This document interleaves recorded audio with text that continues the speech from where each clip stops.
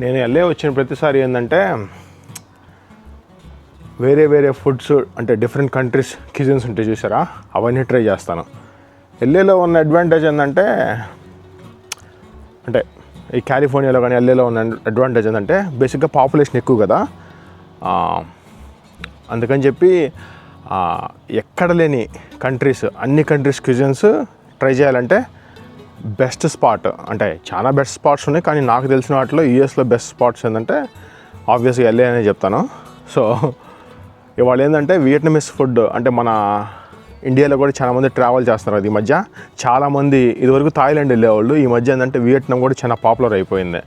So అందుకని చెప్పి ఏం చేద్దాం అనుకుంటున్నా అంటే ఇప్పుడు వియట్నమీస్ ఫుడ్ ఒక రెస్టారెంట్ ఉంది, నాకు తెలిసిన నాకు బాగా ఇష్టమైన రెస్టారెంట్ వియట్నమీస్ ఫుడ్లో. ఇవాళ ఆ రెస్టారెంట్కి వెళ్ళి పిక్స్కి ఎక్కిద్దాం. రెస్టారెంట్ వణికిపోవాలి మనం తినే తిండికి. సో ఇప్పుడు ఏంటంటే ఇంకా వియట్నమీస్ రెస్టారెంట్కి వెళ్ళిపోదాం. ఇక్కడ నుంచి ఆల్మోస్ట్ ఒక 1 అవర్ పట్టుద్ది. తప్పదు, మనకు నచ్చింది తినాలంటే కొంచెం దూరం ప్రయాణించాల్సిందే. ఎడ దొరుకుతుంది ఏదో ఒకటి, కాకపోతే ఏంటంటే బాగోదు.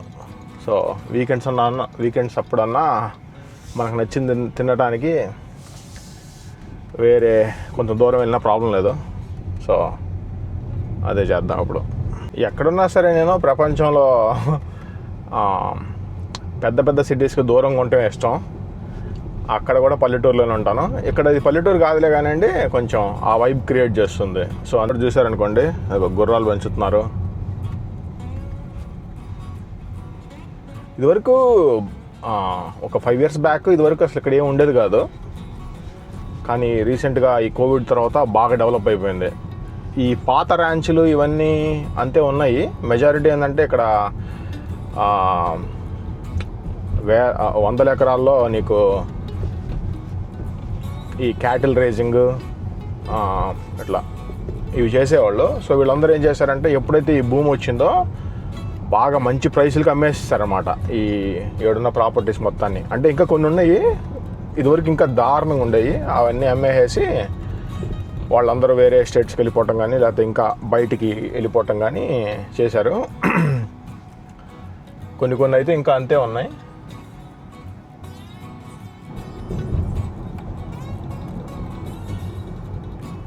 ఇదివరకు ఇక్కడ ఏముండేవి కాదు, చెప్పా కదా.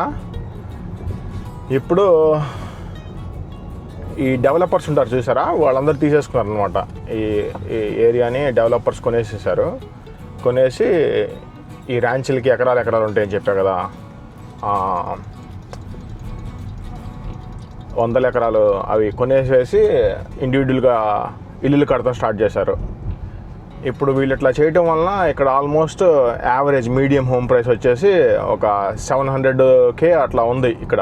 ఇదివరకు అసలు 5 years బ్యాక్ చెప్పా కదా, ఒక 300, 400 ఆ రేంజ్లో ఉండేది.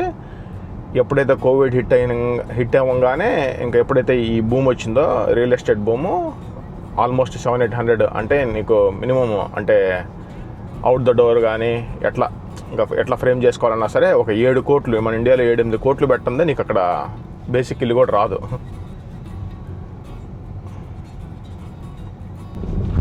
మామూలుగా ఏంటంటే ఇక్కడ ఎండ శనిగిద్ది, సేమ్ మన ఇండియాలోనే వాసిద్ది ఎండ సమ్మర్లో. కాకపోతే మన ఇండియాలో ఏంటంటే హ్యూమిడిటీ ఉంటుంది, ఇక్కడ హ్యూమిడిటీ ఉండదు. ఇక్కడంతా డ్రై హీట్ అనమాట. ఇదంతా డెజర్ట్ కదా, అంత డ్రై హీట్ ఉంటుంది. కానీ వాళ్ళు ఏంటో మన లక్కీ అనుకుంటా, కొంచెం క్లౌడీగానే ఉంది. ఇది మన కాలిఫోర్నియాలో ఫ్రీవేస్ బేపచ్చంగా ఉంటాయి. వన్ ఆఫ్ ద బెస్ట్ ఫ్రీవేస్ అని చెప్పొచ్చు. మనం అక్కడ పల్లెటూరులో ఉంటాం కదా, దాంతో పోల్చుకుంటే ఇది కంప్లీట్లీ డిఫరెంట్. కానీ దీని ట్రాఫిక్ మామూలుగా ఉండదు. అందుకని నాకు అసలు ఇక్కడ కార్లు నడపడం ఇవన్నీ నాకు అంత పెద్ద ఇష్టం ఉండదు. అంటే టెస్లా నడిపితే ప్రాబ్లం లేదనుకోండి, ఎందుకంటే సెల్ఫ్ డ్రైవింగ్ ఉంటుంది. మాన్యువల్గా కంటిన్యూస్గా నడపాలంటే ఇసుకొచ్చేసేసిద్ది. అంటే ఎప్పుడో ఒకసారి ఓకే, డైలీ డ్రైవర్స్ ఉంటారు చూసారా, ఆఫీసులకు వెళ్ళేవాళ్ళు, వాళ్ళకైతే చినిగిపోయింది. ఇదివరకు నేను ఇక్కడే పనిచేసేవాడిని, నాయన నరకమే. కామెడీ ఏంటంటే ఆఫీస్ 8 గంటలు పని చేయాలనుకో, 2 గంటలు వెళ్ళటానికి ఆఫీస్కి, 2 గంటలు రావడానికి, అంటే 8 hours పని చేస్తే నువ్వు 8 అవర్స్ పని చేయడానికి 4 అవర్స్ నీకు ట్రాఫిక్లోనే పోతుంది. ఇక్కడ ఫ్రీవేలు చూడండి, ఒకటి అటు పక్క, ఒకటి పైకి, ఒకటి కిందకి. ఎటుబడి దాటి వెళ్తున్నాయి. నేను ఆల్మోస్ట్ ఒక 10 సంవత్సరాలు ఇక్కడే ఉన్నాను, 10 సంవత్సరాల పైనే ఉన్నాను. నాకు కాలిఫోర్నియా మీద రెక్ట్ రావడానికి కారణం అది. లెఫ్ట్ సైడ్లో చూసారా ట్రాఫిక్, అది చూడండి ఎంత దారుణంగా ఉందో ట్రాఫిక్. ఓరే నాయన, ఇసుకొచ్చేసేసిద్ది. 10 సంవత్సరాలు ఆల్మోస్ట్ ఒక ట్రాఫిక్లో గడిపినట్టు ఫీలింగ్ వచ్చింది. ఈ కొండలు చూసారనుకోండి, లెఫ్ట్ సైడ్ రైట్ సైడ్న, ఇంకా పూర్తి సమ్మర్ స్టార్ట్ అవ్వలేదు. పూర్తి సమ్మర్ స్టార్ట్ అయినప్పుడు ఇక మొత్తం ఇక ఎడారైనట్టు బ్రౌన్ కలర్లో వచ్చేసింది. ఎండిపోయిన గడ్డి ఉంటుంది చూసారా, సేమ్ అంతే అయిపోయింది మొత్తం. మెల్లగా స్టార్ట్ అయినట్లుంది. Last couple of months back వచ్చినప్పుడు ఇంకా కొంచెం ఇంకా బాగా గ్రీన్గా ఉంది. ఇప్పుడు మెల్లగా ఆ బ్రౌన్ స్టేజ్లోకి రావడానికి స్టార్ట్ అయినట్లున్నాయి.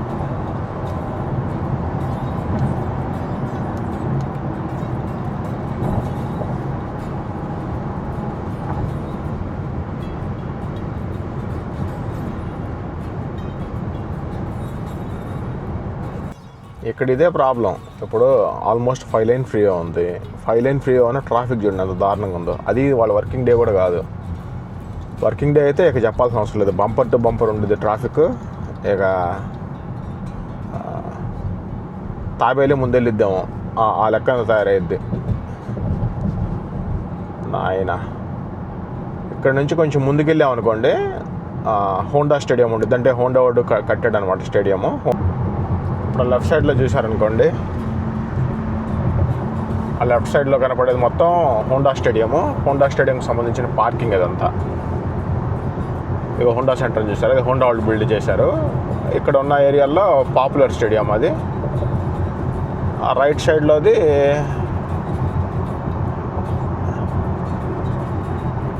ఆ రైట్ సైడ్లో కనపడేది ఏంజల్ స్టేడియము. ఇది కూడా చాలా పాపులర్.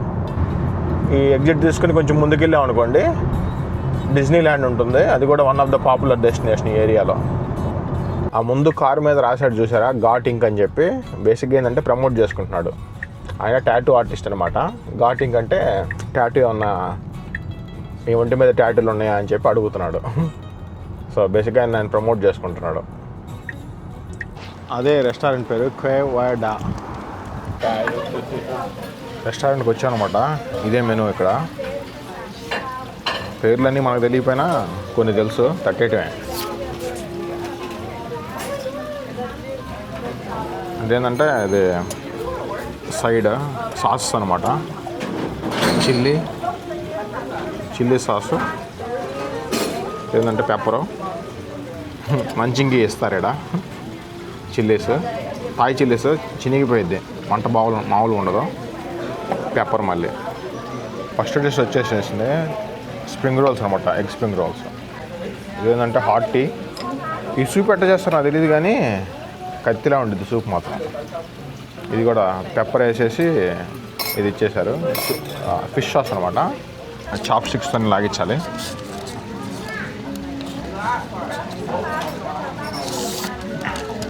వియట్నామీస్ ఫుడ్ కూడా one of the best cuisine అనమాట.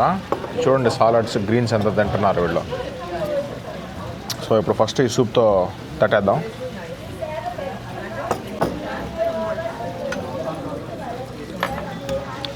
మామూలు లేదు, బాగుంది, చాలా బాగుంది సూప్. ఇది చికెన్ సలాడ్.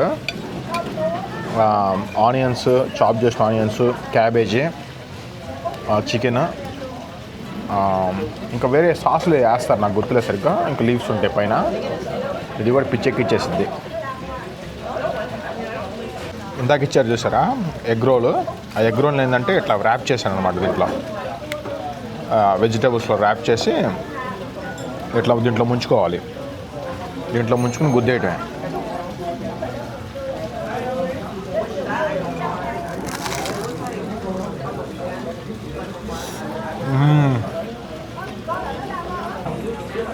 ఇదేంటంటే బన్బే రైస్ని ఏం చేస్తారంటే మిక్సీలో వేసి జ్యూస్ చేసినట్టు చేస్తారు.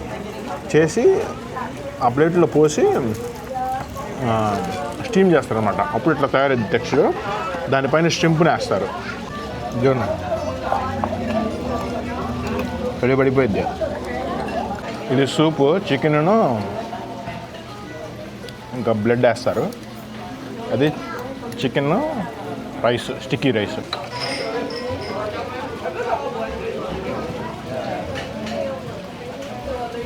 ఇదేంటంటే ఇందాక చెప్పా కదా, రైస్ పైన షింపుని ఇట్లా చిదుగుతారు. దీన్ని ఏం చేయాలంటే ఇట్లా లేపటం,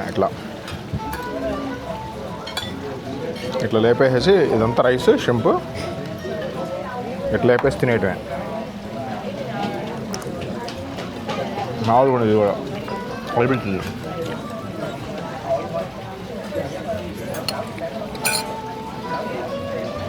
ఇలాంటివి చిప్పిస్తారు నంచుకోవటం.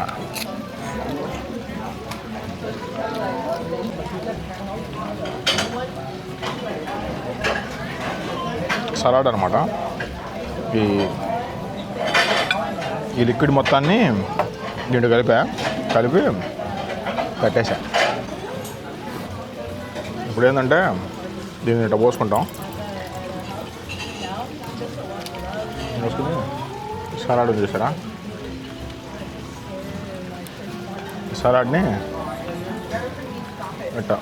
ఇట్లా కలిపేసుకుంటున్నా. మంచిగా నానిద్ది.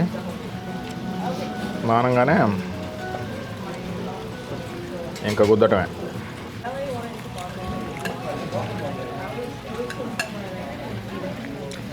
చిల్లీలు చూసారు ఎన్ని వేసాను, తడిపడిపోయి చిల్లీలకి. ఇది చికెన్ డిష్.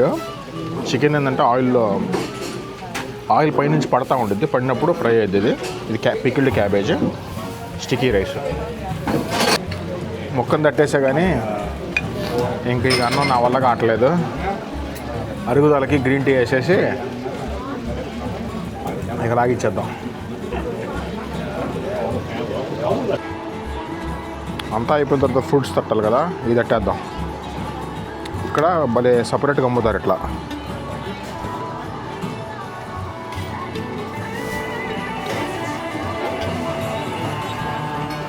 డ్రింక్స్ కూడా అమ్ముతారు, డ్రింక్స్ బాగుంటాయి కదా. మ్యాంగోని ఏంటంటే దాంట్లో అట్లా పికిల్ చేశారు, వాటిని వెనిగర్లో పెట్టి నంచింకి బాగుంటాయి.